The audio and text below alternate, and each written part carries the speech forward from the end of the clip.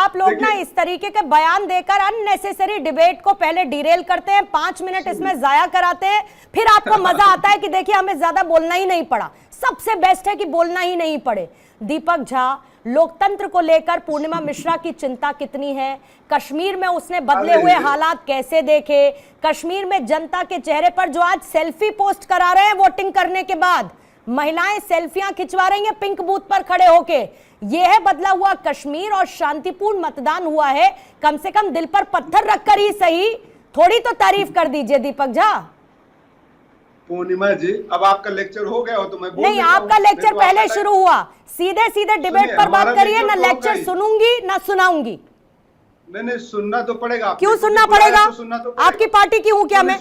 आपकी पार्टी की हूं जो मुझे सुनना पड़ेगा? अपनी पार्टी के मेंबरात को सुनाइए, मुझे मत सुनाइए। जम्मू कश्मीर पर बात करिए, जम्मू कश्मीर पर बात करिए दीपक झा।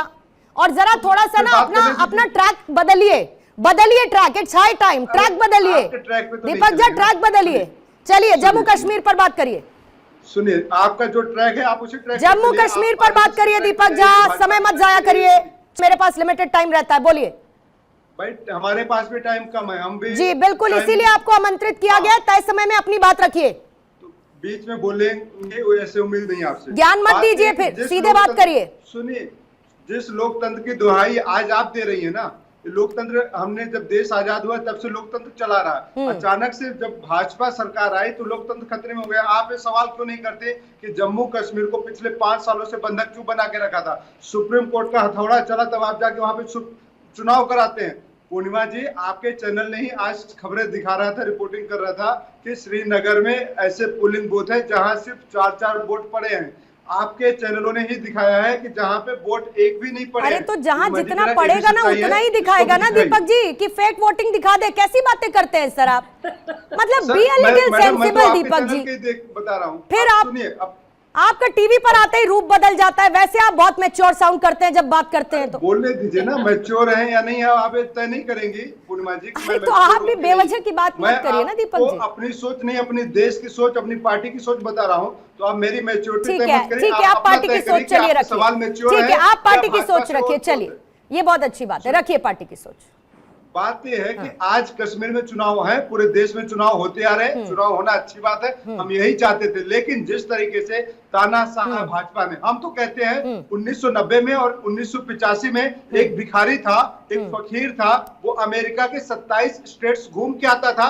ऐसे इस देश की जीडीपी थी, ऐसे इस देश की अर्थव्यवस्था थी कि भारत से भिखारी भी जाके अमेरिका में घूम के आते थे। आज भिखारियों को तो छोड़िए, लोगों को खाने के लाले पड़ गए हैं, क्योंकि भिखारी हमारा प्रधान सेवक बन चुका है। जो अपने आप को फकीर कहता था वो आज हमारा प्रधान सेवक बन चुका है। और प्रधान सेवक अपने मित्रों की जोड़ी बढ़ रहा है। जो मित्रों की कंपनी की हैसियत 200, 500, 1000 करोड़ की होती थी, आज 2-2 लाख, 5-5 लाख, 10-10 लाख करोड़ हो गई है। जीडीपी वहां से बढ़ रहा है क्योंकि मार्केट, शेयर मार्केट का गुब्बारा इन्होंने फुला दिया। बाकी सच्चाई में आप देखेंगे, चलिए सब आप ले आए, शेयर मार्केट ले आए, आप जीडीपी, ठीक है, सब कुछ ले आए, ठीक है। सोही जी आपके पास आने से पहले एक बार शाजिया काउंटर रखना चाह रही है, फिर उसके बाद सोही जी आपके पास आती हूँ, काजी जी फिर आती हूँ आपके पास। हाँ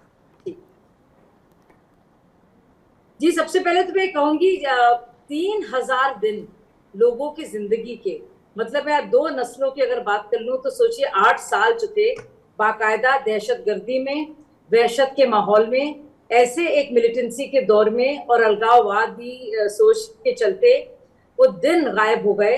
आप सोचिए 8 साल किसी एक इंसान की जिंदगी के क्या होते हैं। आपको याद होगा 87 में फारूक अब्दुल्ला और राजीव गांधी ने एक अकॉर्ड साइन किया था और वो अकॉर्ड साइन हुआ और डिस्कॉर्ड शुरू हो गया।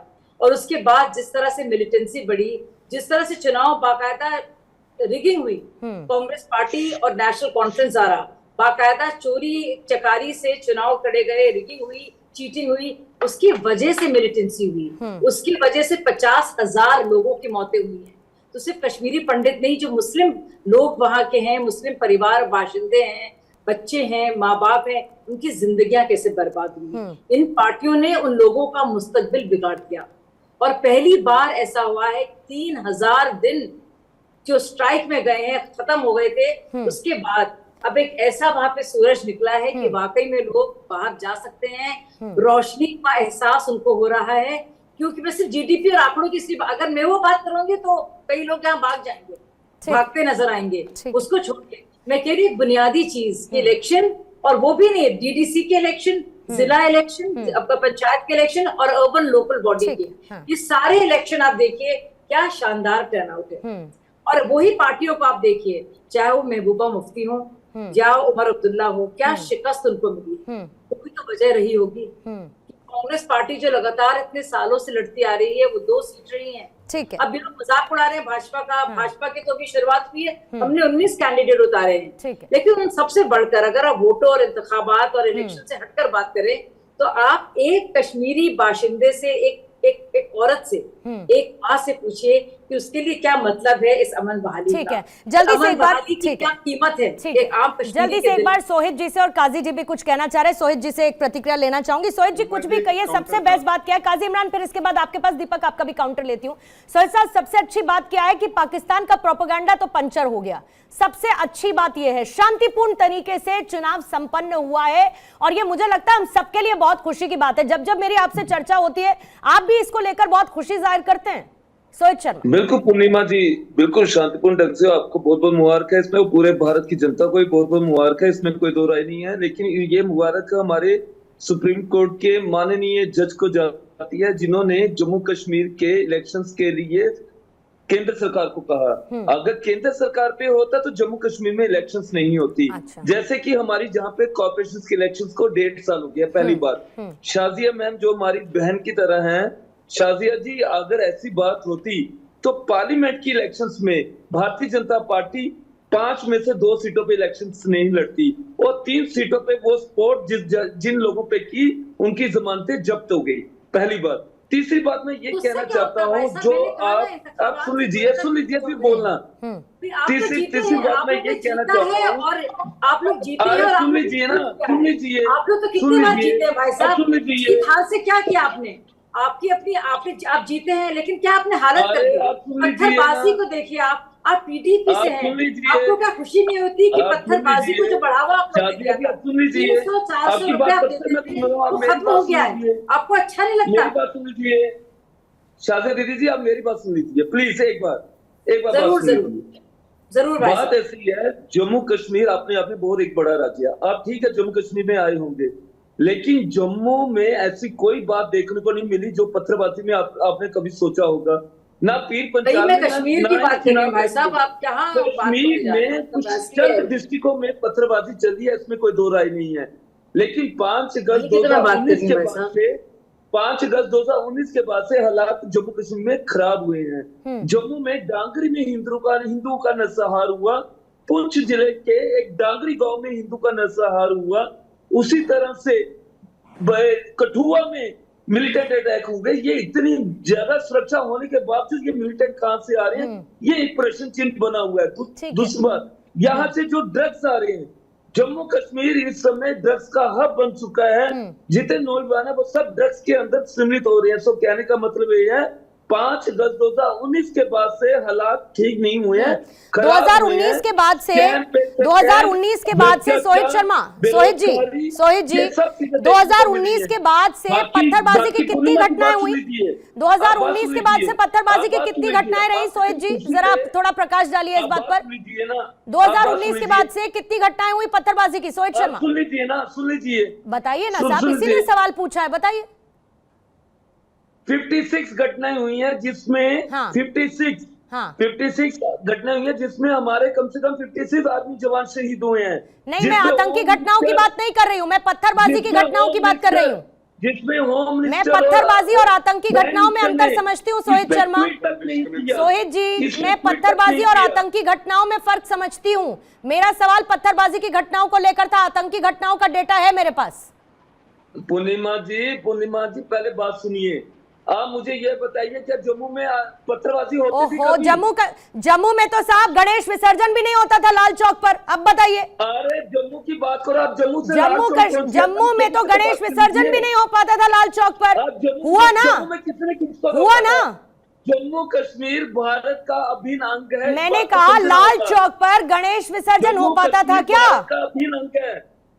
इस बात को समझना होगा। अरे आप बार बार जम्मू कश्मीर आप को किसको बदनाम समझा करने रहे हैं की सोहित जी?